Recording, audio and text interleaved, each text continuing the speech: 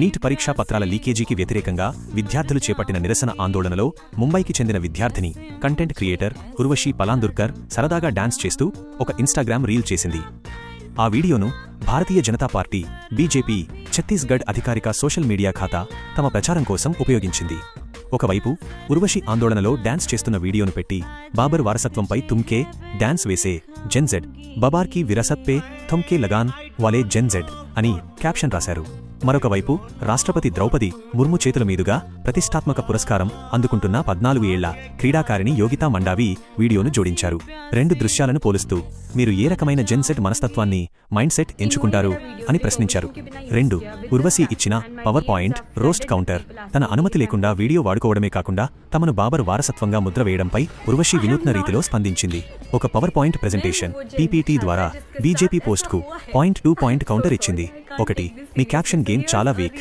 Ask me AI ChatGPT సరైన సమాధానాలు ఇవ్వడం లేనట్లుంది. బాబర్ వారసత్వం అనే పదంతో ఈనాటి యువత అసలు కనెక్ట్ కాదు. మంచి క్యాప్షన్లు రాయడం నేర్చుకోండి అని ఎద్దేవా చేసింది. 2 విభజించు పాలించు నడవదు.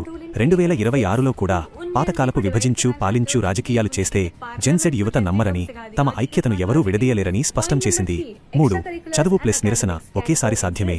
తమను చదువుకోకుండా డాన్సులు చేసుకునేవారిగా చూపించడాన్ని తప్పుబడుతూ తాను 10వ తరగతి మరియు 12వ తరగతి రెండింటిలోనూ 93% మార్కులు సాధించినట్లు తన సర్టిఫికెట్లు పతకాలు చూపిస్తూ నిరూపించింది. ఎక్స్ట్రా కరిక్యులర్ యాక్టివిటీస్ మరియు చదువు రెండూ కలిసి సాగుతాయని చెప్పింది. 3 సోషల్ మీడియా స్పందన మరియు రాజకీయ రంగు. ఉర్వశి ఇచ్చిన సమయోచిత హాస్యభరిత కౌంటర్ నెటిజన్లను విపరీతంగా ఆకట్టుకుంది. ప్రతిపక్ష నేతల మద్దతు.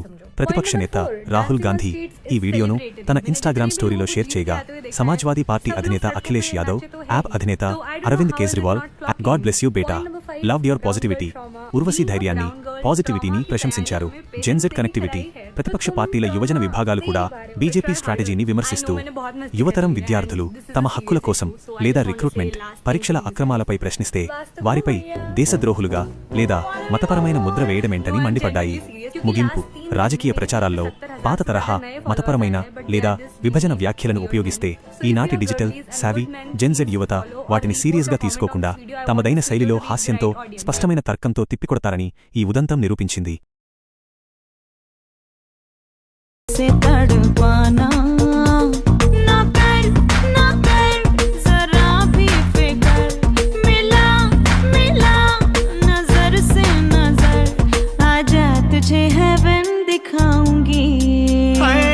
I don't know what to do.